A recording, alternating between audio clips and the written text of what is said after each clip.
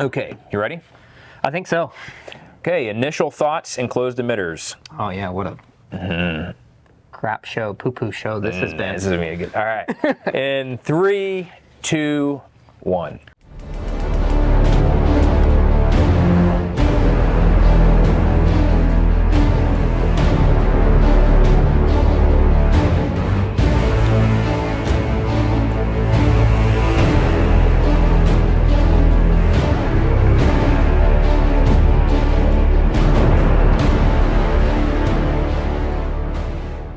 Hey everybody, it's Eric and Roy. And thanks for checking out another Hatchet Cast Initial Thoughts episode. And today we're going to be talking about what the heck's going on with enclosed emitters on pistols, or just the enclosed emitters. What is going on with these duty style optics?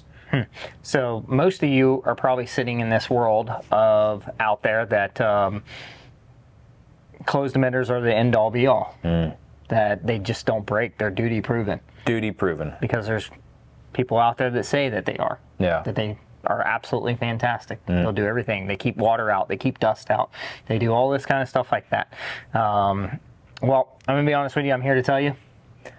Doesn't happen. It doesn't happen. Yeah. To this day, currently right now, there are only 2 closed emitters on the market that I have used that are still keeping moisture out and dust out.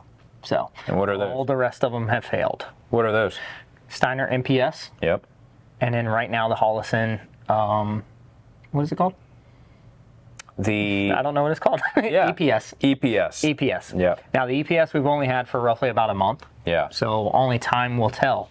But for many of you know that have possibly followed our Instagram channel, so for a lot of times behind the scenes stuff, my Acro P2 failed. I have seen other Acro P2s fail recently. And when I say they're failing, mine actually basically did not keep any moisture out. Yeah.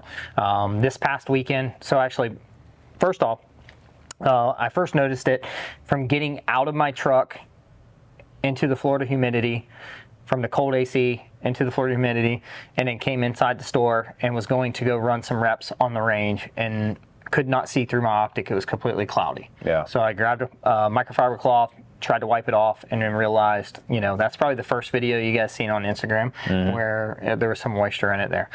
From there, I unmounted it off my pistol, threw it in a bucket of rice, and let it sit for a couple days, pulled it back out.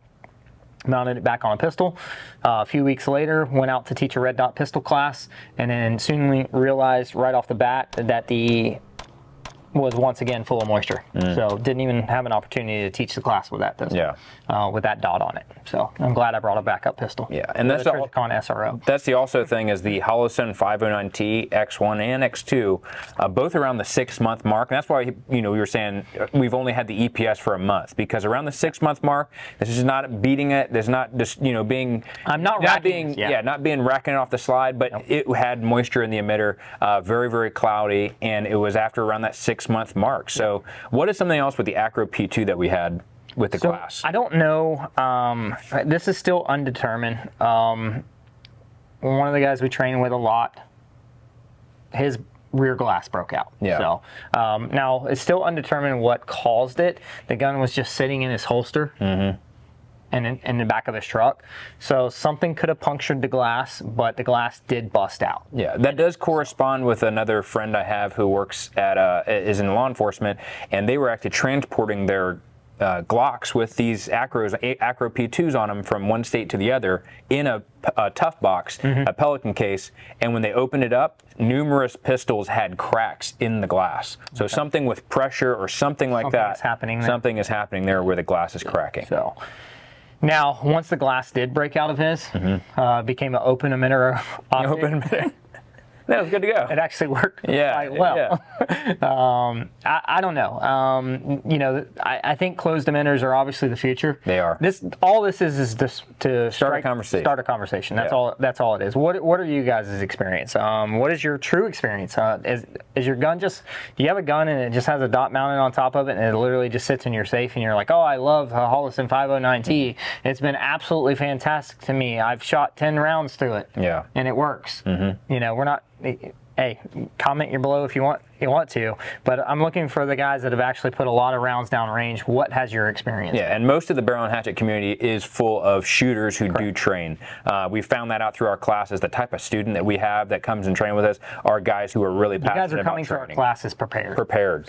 So we know that the barrel and hatchet community is full of shooters. So please comment your actual experiences below. How many thousands of rounds have you put through it? What have you been experiencing? Is it similar? Is it not? What is your weather like? Yeah, what is the weather like? Where do you live? So we're not talking about moisture getting into these closed emitters from rain. We're talking about moisture getting into them from temperature change, from a a AC building or AC vehicle walking out into the 98-degree weather, 110-degree weather, wherever you are. That's what we're seeing. Yeah. So, which is crazy because we do the same with our rifle optics. We do the same with our scopes and our glass and our ACOGs and our prisms. Go inside of air-conditioned areas and there doesn't happen. So why is it happening? That's the question we're asking. Not red dots, because our red dots are fine. Our EOTechs and stuff like aim points are fine. But why specifically in closed emitters is there this issue? And these are duty proven. These are the ones that are supposed to be like you bet your life on it type of optic. We're talking $600 optics. So that are duty proven. That are duty proven. So yeah, my guess was, however the manufacturing process is happening, there's something happening where it is allowing moisture to come in. And at this point, we're just kind of like, who knows what could happen? What optic could fail next? I am completely waiting for my Steiner MPS to fail any day. Yeah. To be honest with you, like I have zero confidence. I have zero confidence in any closed emitter currently at this particular point in time. Like now it hasn't, so it's still working. I'm still shooting with it. I even attempted to still shoot with my acro many times as I tried still shooting with my 509T. Yep. Okay. 509Ts went through probably about half a dozen of them. And we were probably the first initial group to start buying them. We were like this. We knew that the enclosed emitter was going to be a game-changing optic, so we were the first to jump on it. And we're Holosun users. We have lasers at a Holosun. We have. I'm testing out a 507 competition from Holosun. We have an EPS right now. EPS. So we have two EPSs. We've got an EPS carry and a standard EPS. We have an EPS carry on an MMP and then a regular EPS on an MMP. So I mean, we're not bashing companies here, but what we're asking is what are you guys seeing? Because this is what we're seeing. We're in Central Florida. We're training our community right now that we're a part of, and the barrel and hatchet community that we're a part of here. We are putting rounds down range, and we're actually out there using these items. Okay, we're not torture testing them. We're not out there racking them off of stuff. I'm not slamming them on my tire. I'm not doing anything to it. I'm not putting it in a freezer. I'm not letting it sit in a bucket of water for 2 days. I'm not doing a drop test. I am not. I have invested money into this. We get very, very few items for free from companies. Okay.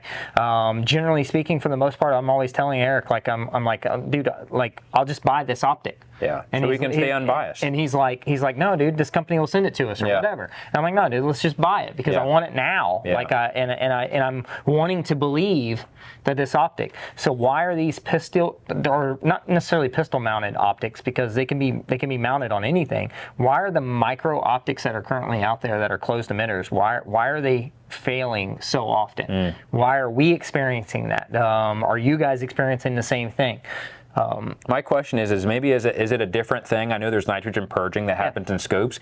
Is there a different process for the nitrogen purging where it's allowing, there's not pressure keeping out moisture? So is that something? I don't know. I mean, it's just something that we as shooters want to discuss with you guys, fellow shooters, about what is happening, because at the end of the day, the gear that is coming out from these companies is something that you could probably bet your life on. Like your life, your family's life, your friends, your coworkers, their lives are depending on these optics or these pieces of equipment working perfectly every time. And that's what people get their, you put your money into things that you really, it's your insurance. You really want to rely on it. So if it's not being up to that standard, or it's failing earlier than normal, things break. We get it. Things do fail, but failing faster than normal or under abnormal circumstances, that's something that we need to spread throughout the shooting community about, like, hey, keep an eye on this, because maybe that will end up helping that company to change their process to improve upon the product. 100%. I believe that a lot of times that everyone becomes so locked in, like this is the latest greatest thing, and it's going to be the end all be all because someone tested it for 2 months before it was released or something like that, or become brand loyal. And they become so brand loyal that manufacturers don't necessarily they don't have to own up to what is happening. They don't even have to necessarily fix it, okay? Because us as consumers, we're just like, oh, we'll just buy it because the internet tells us to. I don't really care what brand you are. I don't care who the manufacturer is or anything like that. If it breaks, it breaks. That's all there is to it. And I completely understand that everything has a breaking point because I've broke plenty of things. We shoot enough, you're going to break it. Everything has a failing point. And don't be the one down there, oh, looks like iron sights that we're going back to. No, I'll never go back to an iron sights whatsoever because I've seen iron sights fail. Guess what I've seen fail probably more than iron sights? Or more than red dots. Iron sights, okay? I've seen more front sights fall off of Glocks than dots. Yeah. So and Glocks are probably one of the most commonly used firearms that are out there. Okay. Yes, I've seen the iron sights fail and fall off of SIGs and Smith and Wessons and everything else like that too. But I'm just saying, like, there obviously is a problem, or at least we're experiencing a problem. And a lot of the guys that we shoot with in our community are experiencing that exact same problem. Are you guys? Yeah, especially, like I said, you guys in the Barrel and Hatchet community are shooters. So putting in the reps, you guys are identifying problems with your equipment because you're actually shooting the guns and the equipment. For those who don't shoot that are just collecting it, you may never run into that problem because you're never really putting it through the paces. But you guys who shoot, please comment below. What are you finding? What are you seeing? What are some trends that you're identifying? Because at the end of the day, you can't be brand loyal. You have to do quality control yourself. You have to be the quality control. And it's a little frustrating on our part. We're a little long-winded in what this video is intended for, but unfortunately, it is what it is. Well, we're passionate about it, I think. It is a little frustrating from our part because a lot of times, you guys are coming to us because we do have the opportunity. We are blessed. We truly are blessed. We're blessed with a great community. We're blessed with tons of great supporters. That are out there that are constantly leaning on us for information. Okay, and sometimes it becomes a little frustrating that I get to talk to a guy in the store, or they're messaging us off of Instagram or off the website or something like that, and they're asking for recommendations, and I give them my recommendation and my experience. So these guys are buying something a lot of times that we are recommending, and so many times now, like I'm finding it very difficult to even want to do a review on a product a lot of times anymore, because we especially in a product like this, closed emitters, I am not excited for any of them. Yeah. In fact, we actually, in the enclosed emitter episode, we do a video on the enclosed emitters, and we were promoting it, like saying, hey, the Aimpoint P2 is great, like run it. But now it's at this point, we told you guys we would give you updates and be unbiased because we are loyal to you as the shooter. You guys are fellow shooters, you're fellow people in the community, and our loyalty belongs to you. And as a whole, if enough of us say something, because then hopefully something will change and the product will be improved. Maybe SIG will fix their pistol. Anyways, but yeah, I mean, I think that's one thing that you guys got to do is you got to do quality control. But if you don't shoot, you're never going to know if the product works or not, truly. So yeah, what's a great way to, or actually, what last word? What do you got? Last words? You guys are great. You guys are fantastic. Yeah. You are our biggest supporter.